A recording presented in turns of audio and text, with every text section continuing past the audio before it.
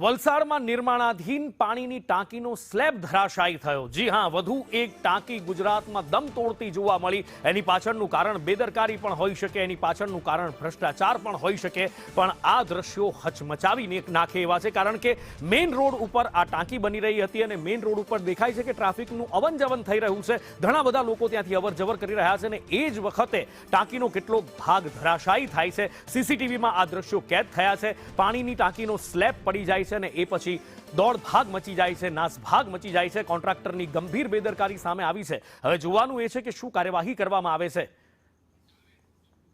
વધુ માહિતી સાથે ફોનલાઈન પર સહયોગી સંવાદદાતા જાવેદ ખાન જોડાયા છે। જાવેદ, સુરતના તડકેશ્વરમાં જેણે ટાંકી બનાવી હતી એ જ કોન્ટ્રાક્ટરે આ ટાંકી બનાવી અને સુરતમાં જે પરિણામ એવું જ પરિણામ અહીંયા પણ જોવા મળ્યું। જી બિલકુલ સાચી વાત છે। જે કોન્ટ્રાક્ટરે સુરતમાં ટાંકી બનાવી હતી એ જ કોન્ટ્રાક્ટરને વલસાડની અંદર પણ કોન્ટ્રાક્ટ આપવામાં આવ્યો છે અને એ કોન્ટ્રાક્ટર દ્વારા આ ટાંકી બનાવવામાં આવી રહી હતી અને જે છે એ આ ટાંકી નું જે કામ ચાલી રહ્યું હતું તે દરમિયાન આ ઘટના બની છે। ઉપરનો જે સ્લેબ છે એક તરફનો એને ખોલવામાં આવી રહ્યો હતો અને ખોલતી દરમિયાન જે છે આ ટાંકીનો એક તરફનો ભાગ પડતાની સાથે નીચે બાજુમાં રસ્તા પરથી લોકોની અવરજવર થઈ રહી હતી અને એ દરમિયાન આ ઘટના બનતાની સાથે ભાગદોડ મચી ગઈ, ટ્રાફિક રોકાઈ ગયો।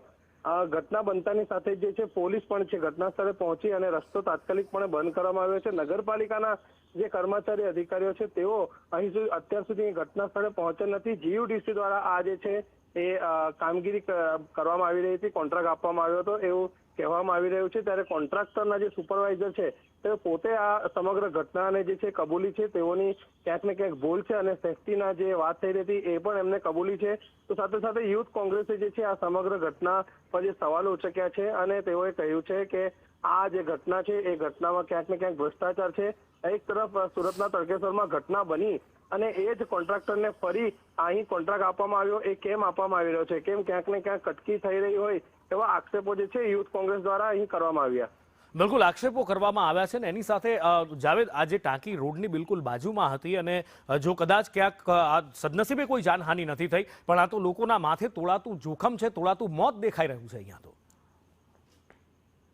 જાવેદ જી બિલકુલ સાચી વાત છે। લોકોને એ પણ કહેવું છે કે જો ટાંકી બની ગઈ હોત અને ત્યારબાદ જો ઘટના ઘટે તો આ મોટી હોનારત થઈ શકતે। અને બીજું એવું કહી શકાય છે કે નીચેથી જે દરમિયાન જે સમયે આ ટાંકી પડી ત્યારે કોઈ વ્યક્તિ નજીક ન હતું। જો કોઈ વ્યક્તિ નજીક હોતે તો તેના ઉપર આ ટાંકીનો સ્લેબ પડતે અને મોટી હોનારત થઈ શકતે, પરંતુ ક્યાંક ને ક્યાંક અહીં નસીબ પણ કામ કરે છે લોકોનું, એટલે કે ટ્રાફિક જતો એ હળવો હતો અને દૂર હતો, જેના કારણે જે છે કોઈ જાનહાનિ ઘટી નહીં। મજૂરો જે હતા તેઓ ઉપર બીજી તરફ હતા, જેના કારણે એઓને પણ કોઈ ઘટનામાં કોઈ ઈજા થઈ નથી। એટલે કે કહી શકાય કે આ લોકો માટે જીવતો બોમ્બ જ કહી શકાય કે આ પ્રકારની જે ભ્રષ્ટાચારી જે તકલાદી કામગીરી કરવામાં આવી રહી છે એ ક્યાંક ને ક્યાંક આવનારા સમયમાં મોટી હોનારત સર્જી શકે છે, એવા પણ સવાલો ઉઠ્યા છે।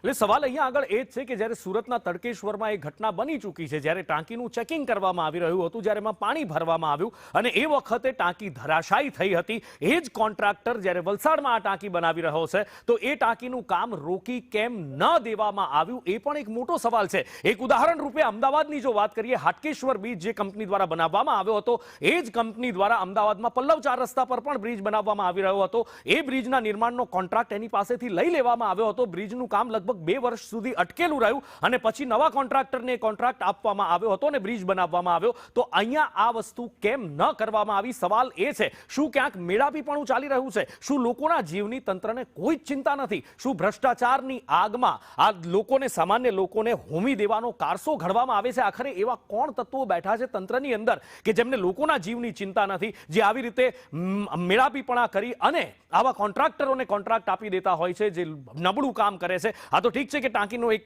ભાગ પડ્યો છે, કોઈ ઈજાગ્રસ્ત નથી થયું, પણ જો આ ટાંકી બની ગઈ હોત અને જો તકલાદી કામ છે જેવું અત્યારે દેખાઈ રહ્યું છે અને આ ટાંકીમાં પાણી ભરતા જો એ રોડ ઉપર અથવા તો આજુબાજુમાં ક્યાંક પડી હોત, તો આજુબાજુમાં વસ્તી પણ છે, આજુબાજુમાં દુકાનો પણ છે અને એની ઉપર ટાંકી પડી હોત તો કેટલી મોટી દુર્ઘટના થઈ હોત, એ મોટો સવાલ છે જાવેદ।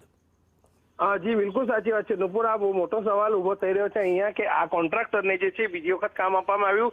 અહીંના સ્થાનિક અપક્ષના જે સભ્યો છે તેઓએ પણ અત્યારે ગયેલી છેલ્લી સામાન્ય સભામાં પણ આ સવાલો ઉભા કર્યા હતા અને સવાલો ઉભા એ પણ કર્યા છે કે આ જે કામગીરી છે એ સેફટી વગર થઈ રહી છે, કોઈ પણ પ્રકારનું ધ્યાન આપવામાં નથી આવી રહ્યું। છતાં જે છે સામાન્ય સભામાં પ્રમુખ ઇન્ચાર્જ ચીફ ઓફિસર જે છે એ ચૂપ રહ્યા, તેઓએ મૌન ધારણ રાખ્યું. ઘટના બનતાની સાથે યુથ કોંગ્રેસે જે છે એ અહીં ધરણા પ્રદર્શન પણ કર્યા. હજી પણ તેઓનો ધરણા પ્રદર્શન યથાવત છે. યુથ કોંગ્રેસે આક્ષેપ પણ કર્યા છે કે જ્યાં સુધી આ ટાંકીનું ટેસ્ટિંગ અહીં ન થાય, અહીં ઘટના સ્થળે ન થાય, ત્યાં સુધી તેઓ ધરણા કરશે. પોલીસ સાથે પણ ક્યાંક તેઓનું ઘર્ષણ થયું છે અને હાલ જે છે યુથ કોંગ્રેસના કાર્યકર્તાઓ મોટી સંખ્યામાં અહીં ઘટના સ્થળે બેઠા છે અને તેઓ ધરણા દઈ રહ્યા છે. આ કોન્ટ્રાક્ટર એકવાર ફોલ્ટમાં આવ્યો છે, છતાં પણ એ જ કોન્ટ્રાક્ટરને ફરી અહીં કોન્ટ્રાક્ટ આપવામાં આવ્યો છે.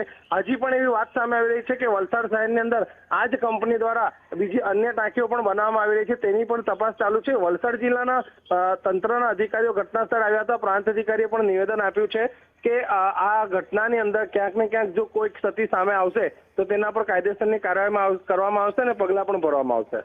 બિલકુલ, જેકે સુપર કોન્ટ્રાક્ટ જેને આપવામાં આવ્યો છે એ કંપનીનું નામ છે અને એ જ કંપની દ્વારા સુરતમાં જે ટાંકી બનાવવામાં આવી એ જ ટાંકી અહીંયા પણ બનાવવામાં આવી. અને જાવેદ, જેમ તમે કહ્યું કે હજી બીજી ટાંકી પણ વલસાડ જિલ્લામાં આવી મોટી ઓવરહેડ ટાંકીઓ આ કંપની દ્વારા બનાવવામાં આવી રહી છે. સવાલ એ થાય છે કે આખરે તંત્રમાં બેઠેલા એવા કોણ લોકો છે કે પછી સરકારમાં બેઠેલા એવા કયા ખાદીધારીઓ છે જેની આ જેકે સુપર કંપની સાથે મેળાપીપણું છે અને એના કારણે સુરતની દુર્ઘટના પછી પણ આટલી આંખ ઉઘાડનારી એ દુર્ઘટના હતી, એ પછી પણ એના કામ રોકવામાં નથી આવ્યા. જી બિલકુલ સાચી વાત છે. કામ રોકવા માટેની પણ છે અનેકવાર રજૂઆતો થઈ હતી. આ જે ટાંકી બની રહી છે થોડા દિવસ પહેલા અહીં લિફ્ટ તૂટી પડી હતી અને ત્યારે પણ આવી ઘટના બની હતી. ત્યારે પણ કહેવામાં આવ્યું છે કે કામ રોકી દો, અહીં કોઈ પણ પ્રકારનું સુપરવિઝન થતું ન હતું, પરંતુ એ અવગણના કરવામાં આવી. કોઈ પણ પ્રકારની તેના ઉપર કાર્યવાહી કરવામાં આવી. એટલે ક્યાંક ને ક્યાંક જીયુડીસીના જે અધિકારીઓ છે જેઓએ કોન્ટ્રાક્ટરને આ બાબતની સલાહ ન આપી અને ક્યાંક ને ક્યાંક વલસાડ નગરપાલિકાની નિગરાની હેઠળ બની રહેલી આ પાણીની ટાંકી પર ક્યાંક અધિકારીઓ પણ એટલા જવાબદાર છે જેઓના કારણે આ ઘટના બની છે. જી જાવેદ, માહિતી બદલ આભાર. અને આ જે દ્રશ્યો તમે જોઈ રહ્યા છો, આ દ્રશ્યો છે એ બેદરકારીના. આ સુરતમાં બનાવવામાં આવેલી તડકેશ્વરમાં એ ટાંકી હતી જેનું ટેસ્ટિંગ કરવામાં આવ્યું. 19 જાન્યુઆરી 2026ના દિવસે ટેસ્ટિંગ વખતે જ આખી ટાંકી ધરાશાયી થઈ ગઈ હતી. હજી તો એ ટાંકીને પૂરી ક્ષમતા સુધી ભરવામાં પણ નહોતી આવી. અડધું જ પાણી ભરાયું અને ટાંકી ધડામ કરતી તૂટી પડી હતી. ટાંકી નેસ્તો નાબૂદ થઈ ગઈ હતી. કેટલું નબળું કામ છે સ્વાભાવિક રીતે દેખાઈ આવે છે, પણ તેમ છતાં પણ એ જ કોન્ટ્રાક્ટરને વલસાડ જિલ્લામાં બીજી ટાંકીઓ બનાવવા માટે પણ કોન્ટ્રાક્ટ આપી દેવાયો છે. એનું કામ રોકાતું નથી અને ફરી એકવાર